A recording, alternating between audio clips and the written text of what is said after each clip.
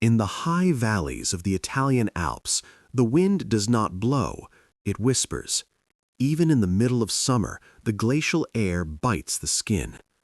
Locals say that if you stay there alone long enough, the gusts begin to call your name. In 2003, a group of hikers stumbled off a marked trail near Monte Zebla. What they found was not a relic. It was a tomb. A World War II Luftwaffe fighter buried for 79 years. And inside the cockpit, still strapped in, still upright, a skeleton. The pilot had never left. By the summer of 1944, the European sky was no longer owned by Germany. The Luftwaffe, once the most feared air force in the world, was bleeding pilots, fuel, and hope. Allied forces had landed in Normandy. The Eastern Front was collapsing, and in Italy, the Wehrmacht was locked in a slow, grinding retreat up the spine of the Apennines. Northern Italy had become a meat grinder. The Gothic Line, a defensive barrier stretching from the Ligurian Sea to the Adriatic, was Germany's last stand. If it fell, the road to Austria and the Reich itself would be wide open. To hold it, the Luftwaffe flew desperate missions, reconnaissance, ground attack, intercepting Allied bombers. Many never came back. The aircraft discovered near Monte Zebla was believed to be a Messerschmitt Bf 109, Germany's most produced fighter, fast, deadly, and unforgiving to fly. In the hands of an ace, it was a scalpel. In the hands of a rookie, it was a coffin with wings. On a mission sometime in late 1944, one of these aircraft took off. The pilot's name, his mission, his squadron, all lost to time. What we know is this: he never landed, and for 79 years, no one knew where he went. Monte Zebla sits in the Carnic Alps near the Austrian-Italian border. It's remote, unforgiving. Even in summer, temperatures drop below freezing at night. The terrain is steep, covered in thick brush and glacial debris. It's not the kind of place you wander into by accident. But in July 2003, a group of hikers did exactly that. One of them saw something unusual, a reflection. At first, they thought it was debris from a ski lift or an old communications mast. But as they pushed through the underbrush, the truth emerged like a wound reopening. It was a warplane, German. The wings were sheared off, scattered across the slope. The fuselage was embedded nose first into the mountainside, crushed by the impact. Lichen and moss had grown over every surface, camouflaging it almost completely. And then they saw him, still seated, still strapped in. The leather flight suit had rotted into paper-thin fragments, but the skeleton remained intact. The helmet rested against the headrest. His hands, what was left of them, were still near the controls. No one had ever found him. No animals had disturbed the site. The forest had kept the secret for nearly 8 decades. One of the hikers later recalled, it was like he was waiting for someone to call his name. Italian authorities and military historians were called to the site. The wreckage was carefully documented. The remains were treated with the respect due to a soldier, any soldier, regardless of the flag he flew under. But the question remained, who was he? The pilot carried no identification that survived the decades. His dog tags, if he had any, were missing or corroded beyond recognition. The serial numbers on the aircraft were partially destroyed. Luftwaffe records from the final year of the war were incomplete. Many were destroyed in the chaos of Germany's collapse. Researchers began cross-referencing missing Luftwaffe pilots in the region with the type of aircraft found. They narrowed it down to a handful of possibilities: young men, most in their early 20s, who vanished on routine missions in late 1944. One name surfaced repeatedly in the archives. He was 24 years old, a reconnaissance pilot. He took off from an airfield near Bolzano on October 17, 1944, tasked with photographing Allied positions along the Gothic Line. He never returned. His family received a letter months later, missing in action, presumed dead. For 79 years, they had no grave to visit, no closure, just silence. Reconstructing the final moments of any lost aircraft is part science, part detective work, part imagination. But the evidence left behind tells a story. The Messerschmitt took off in the early afternoon. Weather reports from that day show scattered clouds and moderate winds. Not ideal, but flyable. The mission was likely solo. Reconnaissance pilots often flew alone to avoid detection. The route would have taken him north, along the valleys between the Dolomites and the Italian Alps. Below him, the war churned on. Artillery exchanges, supply convoys, infantry dug into frozen trenches. But something went wrong. Pilots in the Alps faced a unique set of dangers. Sudden weather changes could trap you in a valley. Downdrafts could slam you into a ridgeline, and if your engine failed, there was nowhere to land. The wreckage analysis suggested mechanical failure. The engine showed signs of catastrophic internal damage, possibly a seized piston or a fuel line rupture. At high altitude, with no place to glide, the pilot would have had seconds to react. He tried to pull up. The control surfaces showed signs of full deflection. He was fighting it, but the mountain was faster. The aircraft struck the slope at a steep angle, nose first. The impact was violent enough to bury the engine deep into the soil. The wings sheared off on contact. The cockpit crumpled, but did not disintegrate. And there, in the silence that followed, the forest closed in. Snow fell. Seasons passed. Trees grew through the wings. Moss crept over the Iron Cross. And the pilot, still strapped in, became part of the mountain. For 79 years, no one found him. In a war where millions died, where entire cities were reduced to rubble, one might think a crashed aircraft would eventually be discovered. But the Italian Alps are not like other battlefields. In 1944, search and rescue operations were primitive. If a pilot went missing over water, you might find debris. Over land, especially mountains, the odds dropped to almost zero. The Luftwaffe was stretched thin. Resources were prioritized for active missions, not recovery. Estimates suggest that over 10,000 aircraft from all sides are still missing across Europe. Some are in deep ocean trenches.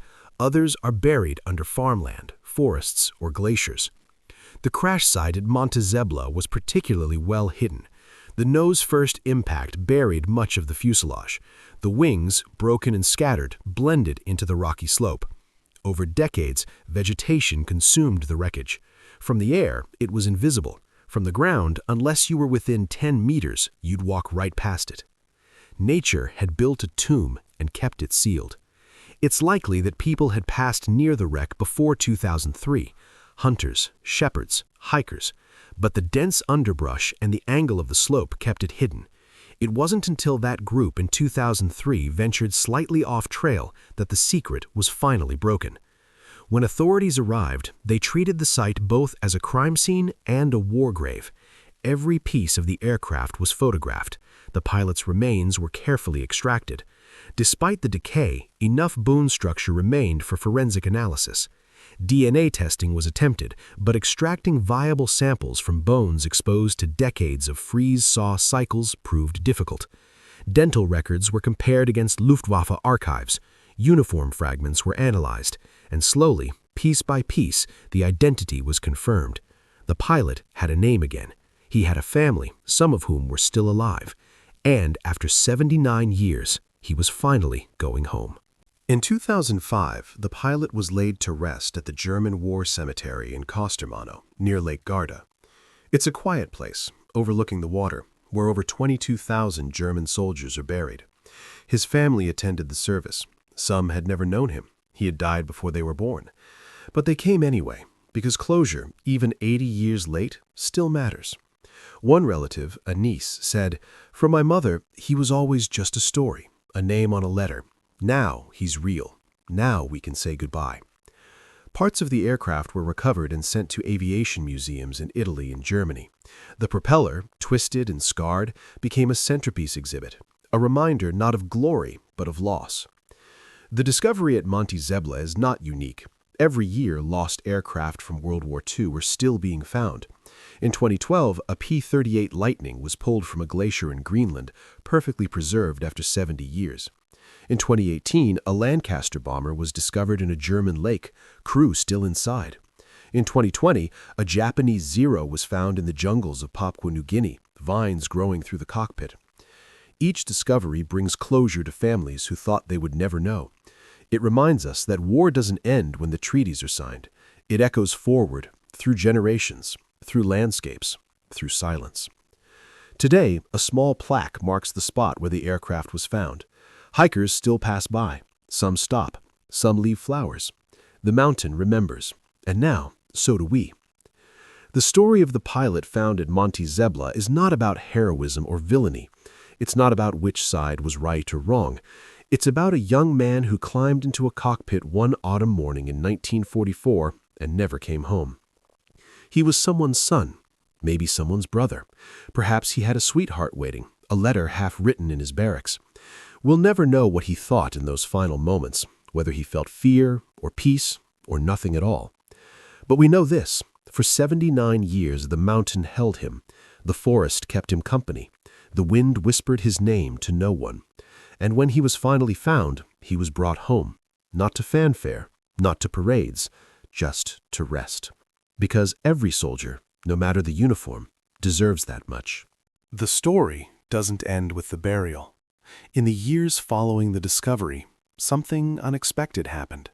The crash site at Monte Zebla became a place of pilgrimage, not for nationalists or those seeking to glorify war, but for people who understood loss, families who had their own missing loved ones, veterans who knew what it meant to fly into uncertain skies, historians who dedicated their lives to bringing the missing home. The Italian Alpine Club placed a small memorial near the original crash site. It bears no swastika, no political symbols, just a simple inscription: "A pilot rests here. May he never be forgotten." Every year on the anniversary of the discovery, a handful of people make the trek up the mountain. They leave stones, as is traditional in many cultures. They leave flowers that wilt in the alpine cold. They leave notes written in languages the pilot would never have understood. One note, found by park rangers in 2008, simply read, "My grandfather never came home either. You are not alone." The aircraft itself tells a story beyond the man who flew it. When museum curators examined the wreckage more closely, they found something remarkable. Scratched into the metal near the pilot's seat were tally marks, 11 of them. Each one represented a mission flown, a day survived, a return to base that defied the odds stacked against Luftwaffe pilots in the final year of the war. 11 missions. On the 12th, his luck ran out. Among the wreckage, investigators found something else, a photograph, somehow preserved in a sealed pocket of the flight suit. The image was damaged, faded nearly to nothing, but enough remained to see two figures, a young man in civilian clothes, smiling. Beside him, a young woman with her hand on his shoulder. On the back, written in pencil that survived 8 decades, Munich, 1943. Munich, 1943. A year before he died. A year before the world he knew collapsed into ash and ruin. That photograph now sits in a climate-controlled archive in Berlin. His family was offered the chance to keep it, but they declined. "It belongs to history now," his niece said, "so no one forgets that he was real, that he lived before he died." The forensic investigation revealed other details. The pilot's bones showed evidence of a healed fracture in his left arm, likely from a training accident. His teeth showed signs of poor nutrition, common among Luftwaffe personnel in the final months of the war when supply lines crumbled. He stood approximately 5 feet 9 inches tall, average build, brown hair based on fragments found in the helmet. These details, clinical and cold on paper, became deeply human when placed in context. The healed fracture meant he had crashed before and survived. The malnutrition meant he flew missions while hungry, while the Reich that sent him into the sky was already dying. The photograph meant someone waited for him, someone who never knew what happened, someone who spent the rest of their life wondering.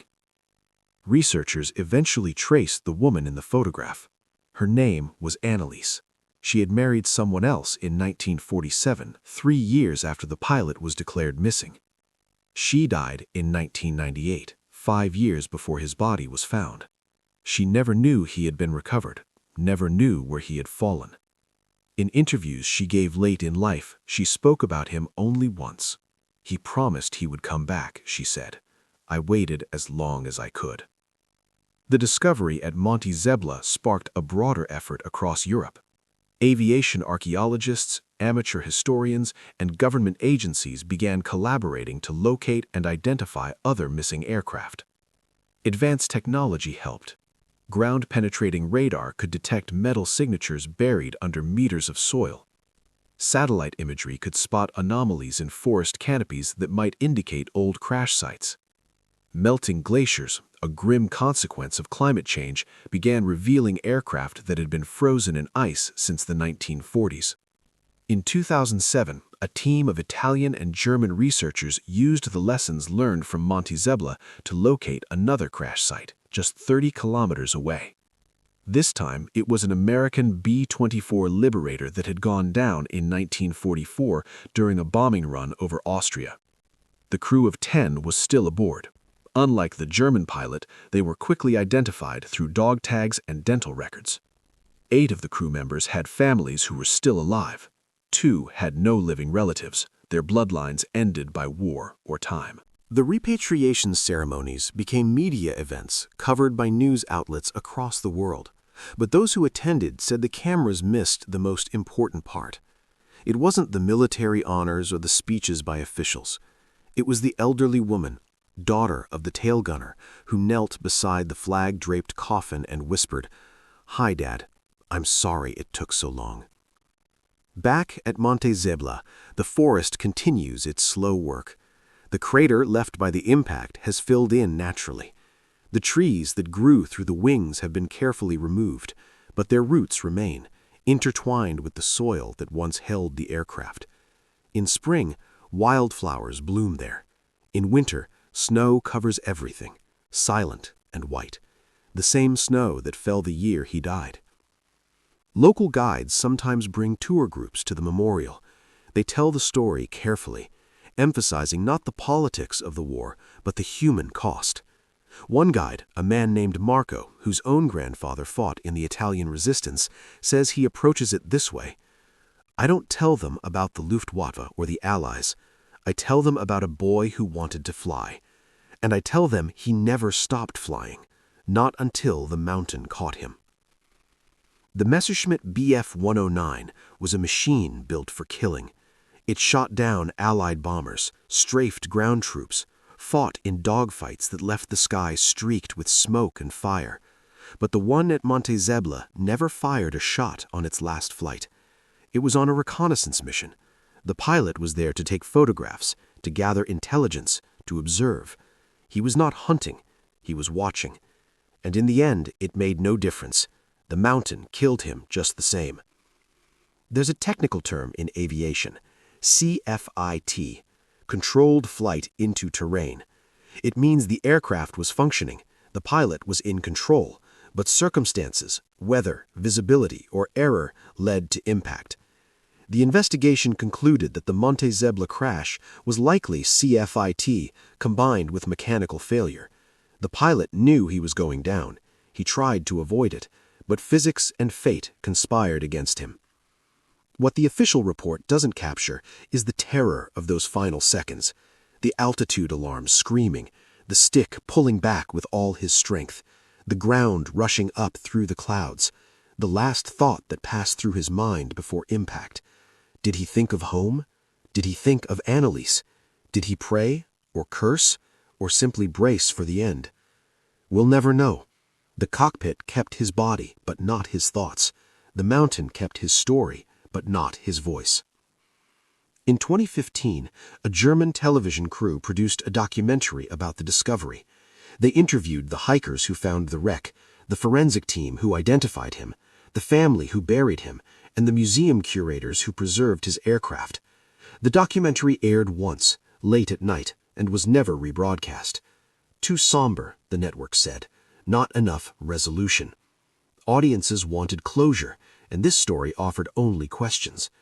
But those who saw it remembered one moment in particular.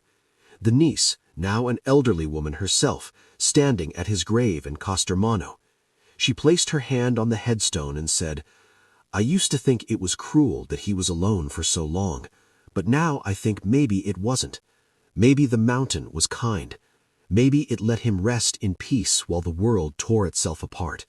And when we were finally ready to remember him properly, it gave him back." The phenomenon of delayed discovery is more common than most people realize. The International Commission for Missing Persons estimates that hundreds of thousands of people from conflicts in the 20th century alone remain unaccounted for. Some are in mass graves that politics or geography make inaccessible. Some are in the ocean, beyond recovery. And some, like the pilot at Monte Zebla, are simply waiting in places no one thought to look. Each discovery rewrites a small piece of history. Not the grand narrative of battles won and lost, but the intimate history of families, of individuals, of moments frozen in time. When the pilot's name was added to the Luftwaffe casualty lists in 2005, it changed nothing about the war. Germany had still lost. The Allies had still won. Millions had still died. But for one family, everything changed. The uncertainty ended. The waiting stopped. The story, incomplete for 79 years, finally had an ending. There's a philosophical question embedded in these discoveries. If a person dies and no one knows where or how, are they truly at rest? Different cultures answer differently. Some believe the soul cannot move on without proper burial. Others believe death is death and the body's location is irrelevant. But across nearly all human societies, there's a shared instinct. We bury our dead. We mark their graves. We remember their names. The pilot at Monte Zebla was denied that for 8 decades, and yet, in a strange way, he was never truly lost. The mountain knew where he was. The forest grew around him, season after season. Birds nested in the wreckage. Insects burrowed through the metal. He became part of the ecosystem, part of the landscape. In death, he fed the soil that fed the trees that fed the animals. He was not forgotten by nature, only by humans. When his remains were removed, the excavation team reported an eerie sensation: the silence. At that altitude, in that valley, sound behaves strangely. It deadens quickly, absorbed by the dense forest. When they worked, they could hear their own breathing, the scrape of tools on metal, nothing else. One team member later said, "It felt like the mountain was holding its breath, like it didn't want to let him go." The artifacts recovered from the site are now divided between museums. The propeller is in Munich. The control stick is in Rome. Fragments of the fuselage are in a private collection owned by an aviation enthusiast in Austria. The helmet, still bearing the faint outline of the Luftwaffe eagle, is in storage, deemed too fragile to display. And the photograph, that image from 1943, remains in Berlin, available by appointment for researchers and family members. His grave in Costermano is simple, a white cross, like thousands of others. His name, his rank, his birth and death years. No epitaph, no poetic inscription, just the facts. But people still visit. They still leave flowers. And every so often someone leaves a small toy airplane, a child's plaything, balanced on the headstone, a symbol of a dream that ended too soon. The legacy of Monte Zebla extends beyond one pilot. It's a reminder that war doesn't end when the shooting stops. It lingers in the soil, in the forests, in the glaciers. It waits to be discovered by hikers who just wanted to see the view. It surfaces in unexpected moments, decades or centuries later, and demands to be remembered.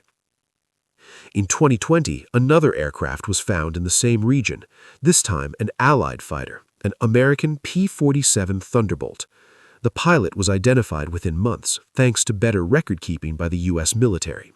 He was returned to his family in Texas. 3 generations attended his funeral. His great-granddaughter, a pilot herself, flew a missing man formation over the cemetery as he was laid to rest.